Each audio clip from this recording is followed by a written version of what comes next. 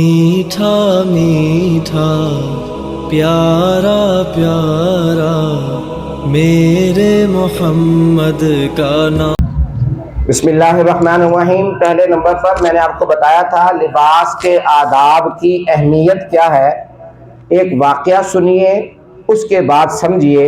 ایک مرتبہ نبی پاک صلی اللہ علیہ وسلم کی مجلس سجی ہوئی ہے، صحابہ کرام رضی اللہ تعالی عنہم اجمعین موجود ہیں۔ ایک صحابی تشریف لاتے ہیں۔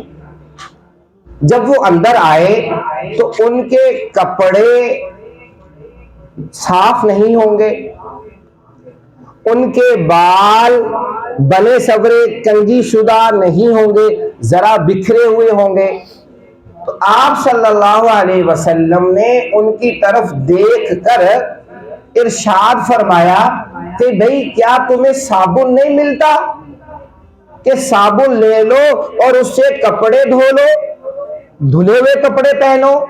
کیا تمہیں کنگھی اور تیل نہیں ملتا کہ بالوں کو کنگھی اور تیل لگا کر بالوں کو سنوار لو؟ اس واقعے سے اندازہ لگائیے پیارے نبی اپنے صحابہ سے کیا چاہتے ہیں کہ ایک مسلمان کی شان کے لائق نہیں ہے کہ وہ بے ترتیبہ رہے، جیسے مرضی پہنے، جیسے مرضی اٹھے، جیسے مرضی بنے۔ نہیں، اس کی شان کے لائق یہ ہے اس کی زندگی کا ہر پہلو ترتیب شدہ ہو۔ ایک دفعہ کوئی فوتگی ہو گئی، صحابہ کسی کو دفن کر رہے تھے، مٹی ڈال رہے تھے قبر پر۔ آپ نے دیکھا جب مٹی ڈالتے ہیں تو ہر کوئی مٹی ڈالنا شروع کر دیتا ہے، اس وقت بھی ایسا ہی ہوا ہوگا۔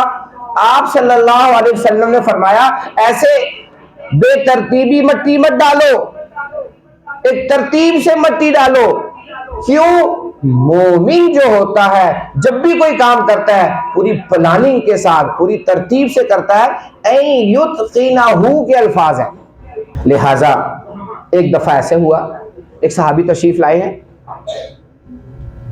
آپ صلی اللہ علیہ وسلم نے فرمایا کیا بھئی تمہارے پاس مال ہے؟ ہاں جی الحمدللہ میرے پاس اونٹ ہیں، گھوڑے ہیں، گائے ہے، بکری ہے۔ ابھی تمہارے پاس پیسہ ہے؟ ہاں جی سونا ہے، چاندی ہے، درہم ہے، دنانیر ہے۔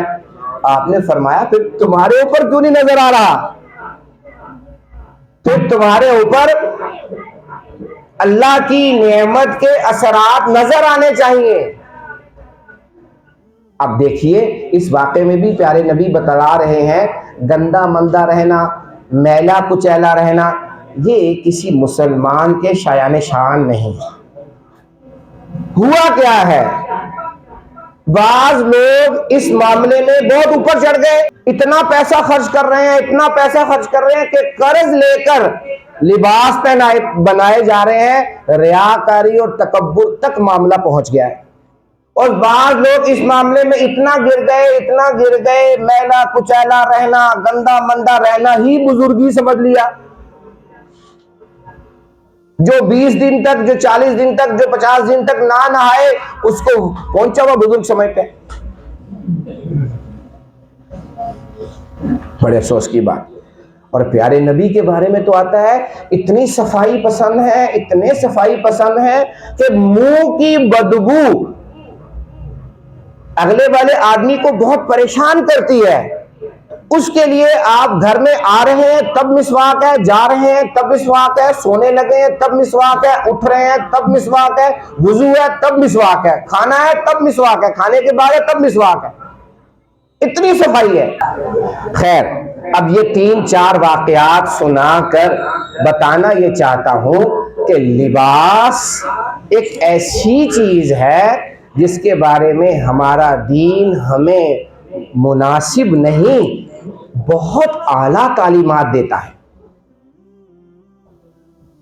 لہذا ہمیں اپنے لباس سے مسلمان نظر آنا چاہیے۔ اننی من المسلمین، میری شناخت، میری پہچان، میرا شجرہ نسب، میرا تعلق مسلمان ہونے سے ہے، اسلام کے ساتھ ہے، مجھے اس پر فخر ہونا چاہیے، میں مسلمان ہوں۔ لہذا یہ فخر میری جسم سے نظر بھی آنا چاہیے. یہاں تک تو بات تھی لباس کے آداب کی اہمیت کی کہ لباس اتنا اہم ہے کہ پیارے نبی باقاعدہ طور پر اپنے صحابہ کی تربیت فرما رہے ہیں. اور محدثین نے بڑی بڑی کتابوں میں کتاب اللباس کے نام پر بڑے بڑے چیپٹر لکھے ہیں.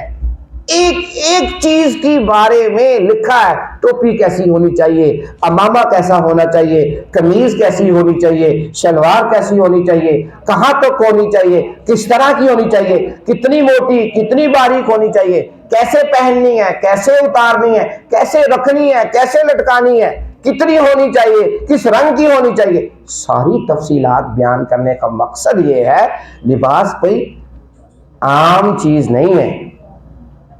اللہ تعالیٰ مجھے بھی آپ کو بھی عمل کی توفیق عطا فرمائے.